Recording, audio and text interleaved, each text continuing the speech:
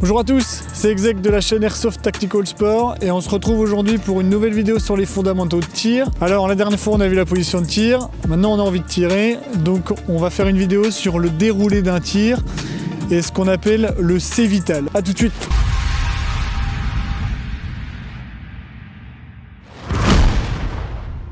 Je suis équipé d'une réplique et d'une paire de lunettes parce qu'on va tirer. Alors, le déroulé d'un tir, ça peut sembler très simple, mais finalement, il y a quelques petites choses à respecter si on veut, en un, respecter les règles de sécu, et en deux, savoir ce qui se passe autour de nous, afin que l'action, elle ne se limite pas uniquement à traiter le premier adversaire, mais qu'elle puisse continuer.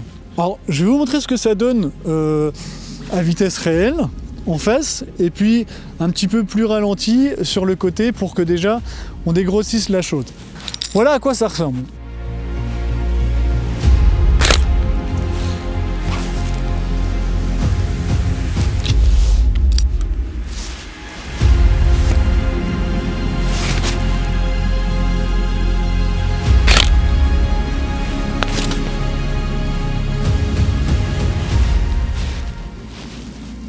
Alors les militaires, pour détailler chaque étape de ce tir, ils utilisent un acronyme qui s'appelle C-Vital.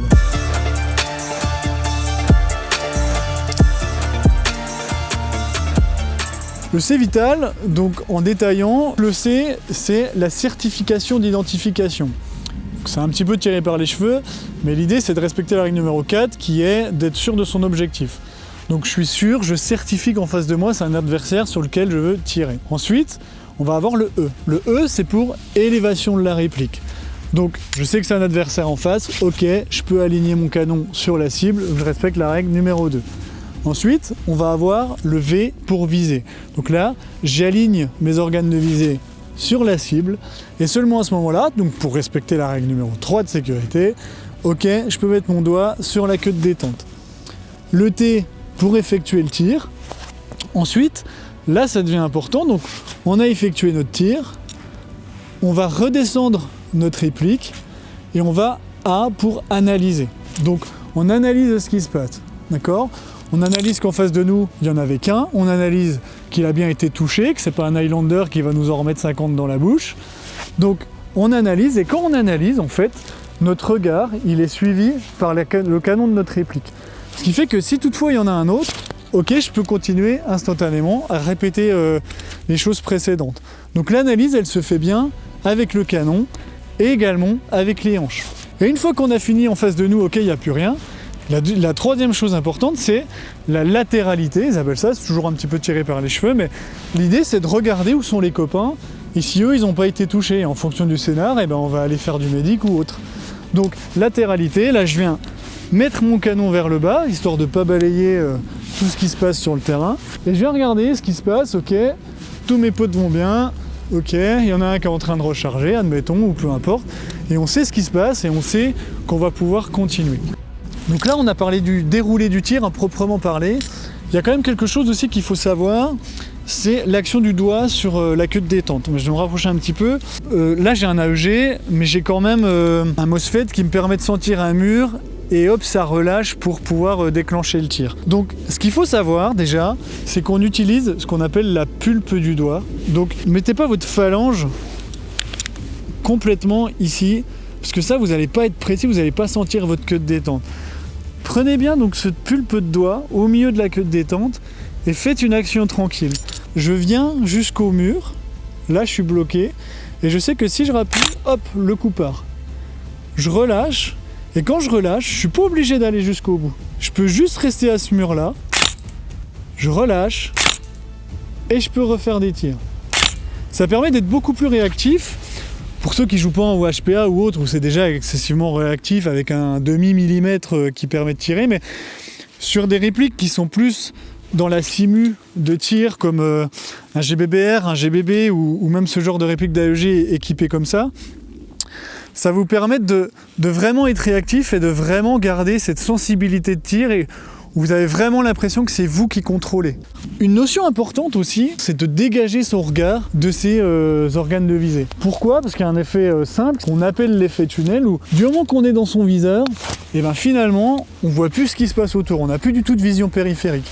Donc, restez pas comme ça, baissez votre réplique, et là, ok, là je peux avancer. Descendez bien votre réplique, on dit 45 degrés, je pense que vous n'avez pas de rapporteur sur le terrain, ce que je peux comprendre, mais l'idée, voilà, on dégage bien son regard. Je vois en face de moi, c'est un adversaire. Je vais élever ma réplique, j'aligne mon red dot sur la cible, une fois que je suis bien dessus, je mets mon index sur la queue de détente, j'appuie tranquille jusqu'au tir, là je relâche, je renlève mon index puisque je n'ai plus de point de visée, et là je fais mon analyse, pareil analyse où je redescends complètement.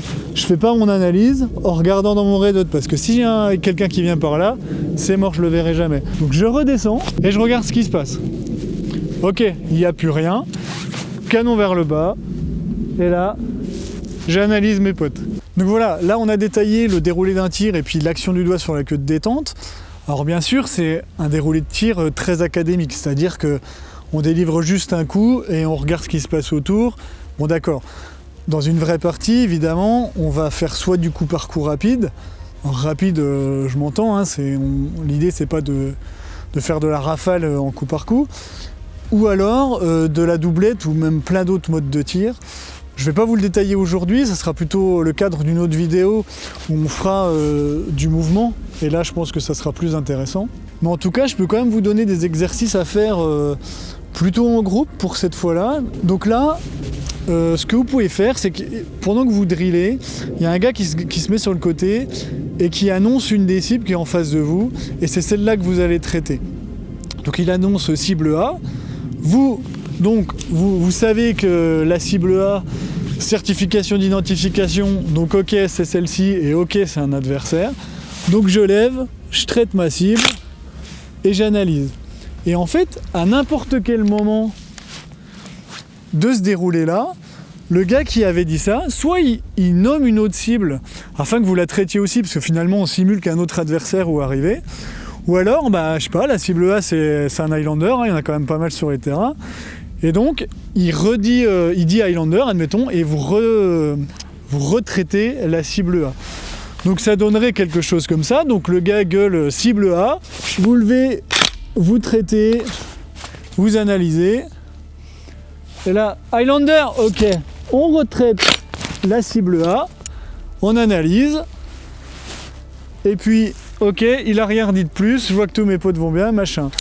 On peut continuer, cible B, hop, d'accord. Et là, il annonce cible A. Ok.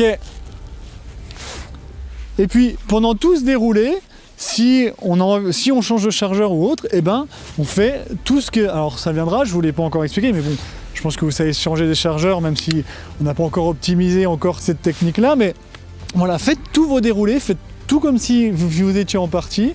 Vous allez voir que c'est quelque chose qui vous donne des bons réflexes, mais surtout qui vous permet de vraiment regarder ce qui se passe autour.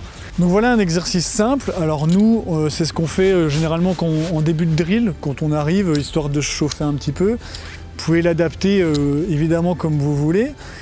Et puis, n'hésitez pas, puisqu'on est en airsoft, on n'est pas avec des armes à feu, donc on a la possibilité de travailler à 360 degrés. N'hésitez pas à placer des cibles un petit peu partout pour rajouter de la difficulté afin que vos mecs ils bougent. Quand vous annoncez par exemple une cible à gauche, forcément ils vont pas pouvoir rester en ligne, il va falloir qu'ils se décalent. Donc ça, quand vous commencez à être un petit peu, aguerris à travailler ensemble, voilà, n'hésitez pas à déplacer les cibles de manière moins linéaire, puisque nous on peut se permettre de le faire. Voilà, on a fait le tour de ce sujet. Alors évidemment, j'ai pas pu donner tous les détails, donc si vous avez des questions supplémentaires, n'hésitez pas à les poser dans les commentaires ou simplement en MP. J'y réponds avec plaisir à chaque fois. Et au contraire, ça montre que vous donnez de l'intérêt un petit peu à ce qu'on vous propose, donc ça c'est trop cool. N'hésitez pas à nous mettre un petit like ou un petit j'aime ou à nous suivre sur les réseaux, ça fait toujours plaisir aussi. Et puis, comme d'habitude, je vous dis à bientôt, ici ou sur les terrains.